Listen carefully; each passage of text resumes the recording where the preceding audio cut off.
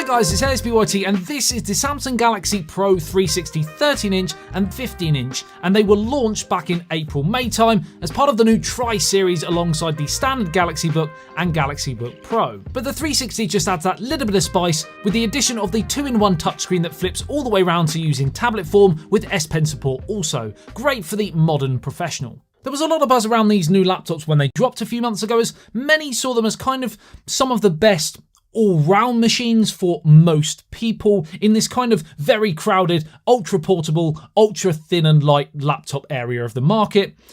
But a few months on, how does the land lie? Let's find out. So firstly, the chip inside these new Samsung laptops, or Galaxy Books, comes courtesy of today's video sponsor, Intel. This model, designed on the Intel Evo platform, has the newest 11th gen Tiger Lake processor and Iris Xe graphics. More on what all that means shortly, but these new machines were actually co-engineered by Samsung and Intel to kind of bring the idea of portability and interchangeability between devices to the forefront. The idea of using your laptop and then switching to tablet mode and then seamlessly connecting and syncing to a smartphone and continuing where you left off. That kind of idea. Hence also these other goodies that have been sent, including a wireless charger trio, wireless mouse, mood light and Galaxy Smart tags that you may choose to partner with a Galaxy phone, watch, etc. And the link to Windows feature for your phone where you can make calls and messages and browse photos, etc. from your Galaxy Book adds to this idea.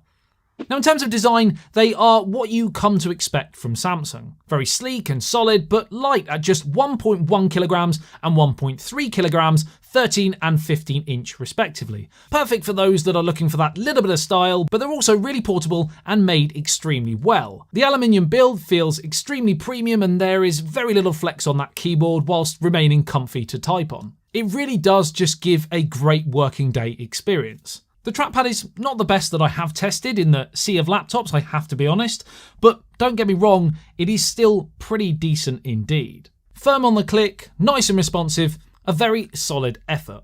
In terms of ports, you have 3 USB Type-C, including one Thunderbolt 4, a headphone jack and a micro SD card reader. Yes, there could have been possibly more options here, but again, it's very, very difficult for manufacturers to create all those ports on laptops as thin and light as these. Now I have the Galaxy Book Pro 360 in this Mystic Navy colouring, but it's also available in Mystic Silver, and with either option you will be certainly turning heads when whipping this out on a train or at work, college or university. But the screen for me is also a huge selling point.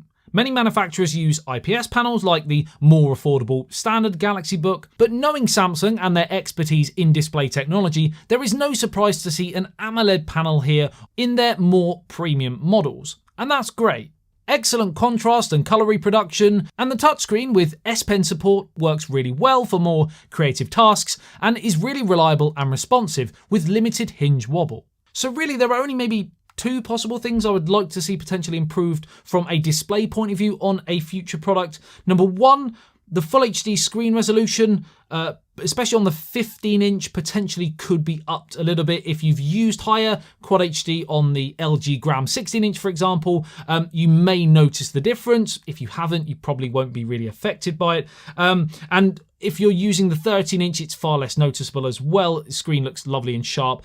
Just could be upped a little bit maybe on the larger model. And number 2, screen brightness. More than good enough for indoor use, but it may leave you a little bit wanting slightly if you are in direct sunlight outside. The 16:9 aspect ratio is subjective. It's very common in this space, but still might not be to everyone's tastes. And the 2 sizes here are again very popular amongst other brands as well. 13-inch being ideal for travel, and the 15-inch being not cumbersome, but certainly large enough for most day-to-day tasks and watching movies and gaming. And the speakers, I have to say, are really pretty excellent. If you are going to be gaming on this Galaxy Book, the internals here do a pretty decent job indeed, but you have to manage your expectations. This isn't a gaming laptop. You can, however, play some fairly beefy titles, although you may have to scale back the resolution, for example, on some, but gaming at all on a laptop this size is quite some feat. We do have 16GB of RAM and 512GB of max storage here, but it's the Intel Core i7 processor with integrated Intel Iris Xe graphics that are delivering the bite here. with claims of a 2.7 times faster content creation, more than 20% faster office productivity, and graphics that are about 2 times faster than the previous 10th gen models.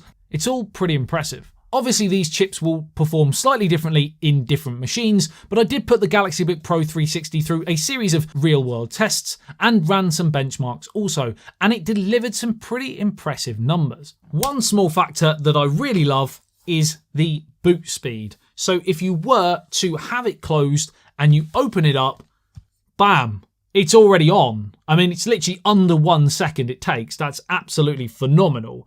I mean, love it.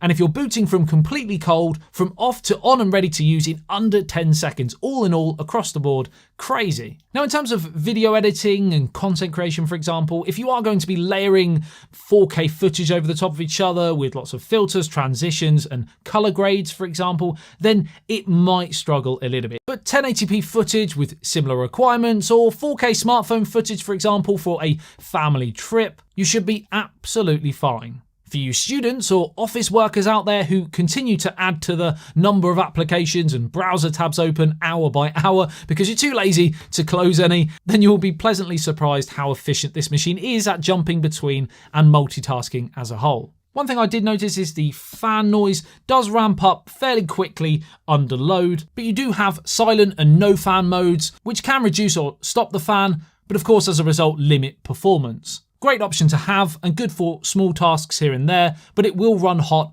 and performance won't be up to scratch if you are doing something more strenuous. And while we're on noise, these new Intel chips have integrated AI capabilities, which may just help you in this possible new world of working more from home.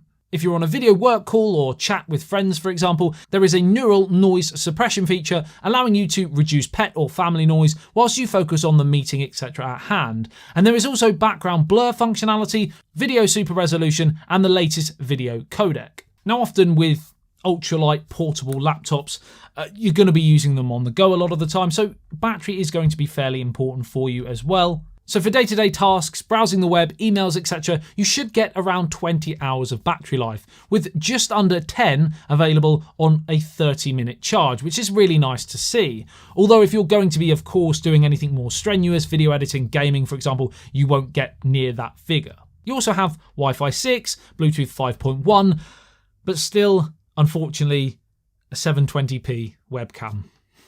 One day. We'll get there one day on these machines. All in all, cracking little laptops if you're looking for that kind of ultra thin, ultra premium, all-in-one type of vibe of a machine, but they're not cheap. So certainly if you are part of the Samsung ecosystem already, then that is a big bonus for you. I will leave a link in the video description below for these products. You can go through and get more information or indeed purchase them if you so wish. Let me know what you think of the Galaxy Book 360. What do you like about it? What do you not like? Do you prefer the 13-inch or the 15-inch? And why? And also, how do you think they compare to other brands, the likes of Apple with their MacBook Airs and LG and Dell offerings as well, to name a few more? A couple more? A few more? I've added 2 more. That's a couple, isn't it? Woo! I think we're going to end it there. Like and share if you enjoyed the video and found it helpful. Subscribe if you're new to the channel and love everything tech. I love you and leave you. I'll see you in the next one. CSPLT, peace out.